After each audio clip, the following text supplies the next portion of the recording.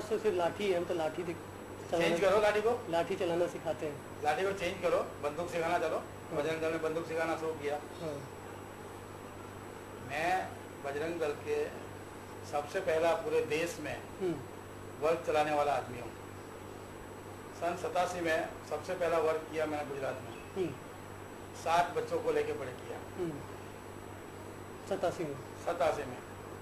और उसके बाद जो ढांचा टूटा है वो ट्रेनिंग भी यहाँ पर हमने दी है। यहाँ 40 नौजवानों को पूरे देश से बुलाया था जो बजरंग दल के संयोजक थे, और उनको ट्रेनिंग यहाँ हमने दी सरखेज में। तो बाद में बड़ा बड़ा बवाल हुआ भाई, ट्रेनिंग सरखेज में दी गई। राजेश पालवन ने वहाँ पर लोकसभा में बताया ये तालीम जो है तोड़ने की, ढांचा गिराने की, बाबरी मस्जिद गिराने की तालीम जो है कि अहमदाबाद में सरखेज में दी गई। अच्छा, ऐसे उसमें सवाल उठाया? हाँ बिल्कुल। और पूरा यहाँ CBI इंक्वायरी बाकी सब कुछ बहुत चला है वहाँ पर। आपके ऊपर? हाँ, हमारा बाकी सब जो इंस्ट्रक्टर्स है यहाँ पर उन सभी के ऊपर। अच्छा। हाँ, और आज भी वो ट्रेनिंग सेंटर बना हुआ है। तो आर्मी के अंदर ट्रेनिंग देते हैं। हमने वो ट्रेनिंग देना शुरुआत किया सबसे पहले। जुड़े और कराटे की training, rifle training, obstacles training जो आर्मी में दी जाती है।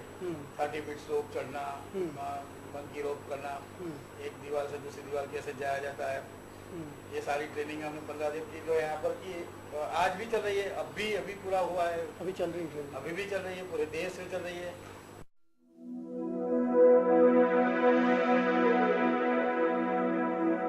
2002 में जब गुजरा हुआ तो जैसे कहा कि हिंदुओं के पास हथियार तो रहते नहीं है, तो फिर कैसे हाँ?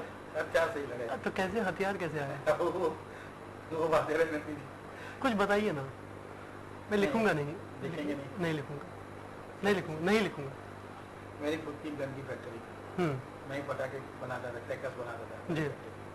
सारे बम उसमें बनाए, डीजल बम, पाइप बम और सब बनते थे वहाँ पर। वहीं हम सप्लाई करते थे। पंजाब से 2 ट्रक भर के हमने तलवारें मंगवाई। यहीं पर एक गाँव में जो है कि दारिया और वो सब बनवाए सब, और सबको सामान दिया। उस समय एक ही था कि सामान चाहिए तो इनसे लो। वही कहा कि हथियार कहाँ से? इवन कट्टे भी इतने लाए हैं, MP से, UP से, सबसे कट्टे मंगवाए। यहाँ से मैंने डिस्ट्रीब्यूट किया क्योंकि समय बहुत कम था। बार आपको मैं बता रहा हूँ, नहीं समझ रहा हूँ, आप समझ लीजिए। आज तक ये राज किसी को मालूम नहीं। मैं समझ रहा हूँ। मैंने कहा कि हिंदू पर हथियार तो रहता नहीं, घर में छुरी होती। हथियार दिए थे वो लोग, शौक लग गया था। हम यहाँ बनाते थे और टेस्टिंग करने जाते थे। तब हम पाइप के अंदर पूरा का पूरा जो है कि लॉन्चर बनाते थे। यहाँ फैक्ट्रिया में साइड में से लॉन्चर, और उसके ऊपर पाइप, 4 की पाइप लगाते थे, और हम पूरा होल बंद करके उसके अंदर छड़े लगाते थे तिलियों के, नील के, और पीछे 555 का जो बॉम्ब आता था ना, उसकी वाट लगा देते थे, उसको जलाते और फाड़ते थे, 9 इंच की दीवार तोड़ दी जाती। अच्छा हरीश भाई, आप कह रहे थे कि कानपुर से आपने मंगाया, कर्फ्यू लगा तो कैसे कानपुर से आ सकता है हथियार? कैसे नहीं आ सकते, सब कुछ आ सकता है। मैं सोच रहा था लेकिन कर्फ्यू मैं MP से मंगवाया, मैंने बिहार से मंगवाया, लेकिन कर्फ्यू में कैसे आ सकता आता है? और दूसरे स्टेट से आएगा तो वहाँ बॉर्डर होंगे। वही तो है ना, वही छिपा के लाते। तो और एक ट्रिप नहीं आई है मेरी, 10 ट्रिप की है। कानपुर में तो अपनी सरकार भी नहीं थी। MP में भी नहीं थी सरकार उस समय। MP में भी नहीं थी, UP में भी नहीं थी, आज बिहार में भी नहीं थी। बिहार में कभी नहीं रही, अभी आई है बस। तो कैसे आ सकता है? बस अब ये सब मत पूछिए, लेकिन आया जरूर। रोहित भाई को भी पूछ सकते हैं आपने क्या बंदोबस्त किया? आपने इतने हिंदू मर रहे थे तो क्या किया? प्रश्न करना है तो ऐसा करना है। तो सिर्फ उसके बाइट नहीं, वो बोलेंगे ना सब। मैं बताया ना, लॉन्चर बनाया हमने, स्टैंड्स वाले लॉन्चर बनाए, इतनी मोटी मोटी पाइप में, फैक्ट्रियों में। उसकी टेस्टिंग करने गए, उसमें ये भी शामिल थे। लॉन्चर मतलब रॉकेट लॉन्चर? हाँ, उसमें पूरा बारूद भर दिया, पूरा लोहे का उसका सब अंदर भर के कुछ बंद कर देने का। और मैंने बताया 555 की लोकल मेड, उसको आग लगा दिया, ब्लास्ट करेगा पूरा। तो कहीं इस्तेमाल हुआ वो? इस्तेमाल हुआ कहीं?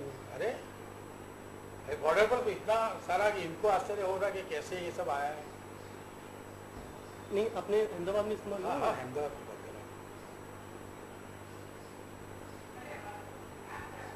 वो आपको रोहित भाई बताएगा।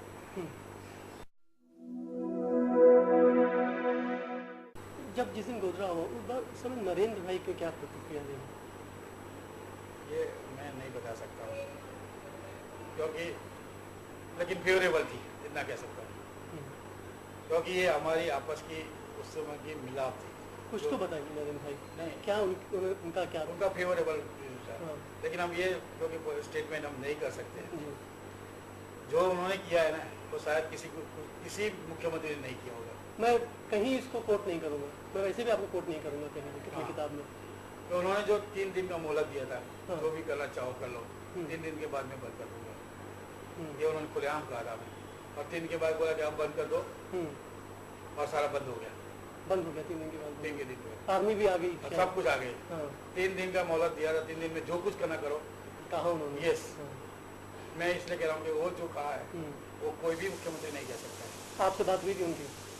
मैं बता रहा हूँ ना कि हम सब वो मीटिंग में थे, उनको सरकार जानी थी। आज जो आज परेशानी हो रही है उनको, हर तरह से केस खुल रहे हैं, हर तरह से सब लोग उसको विरोध कर रहे हैं, यहाँ के लोग उनका विरोध कर रहे हैं। अभी बीजेपी के लोग विरोध कर रहे हैं, बीजेपी के लोग, क्योंकि जो किया है उससे उनकी छवि जो इतनी बड़ी बन गई है, वो दूसरे पॉलिटिशियन बर्दाश्त नहीं कर सकते।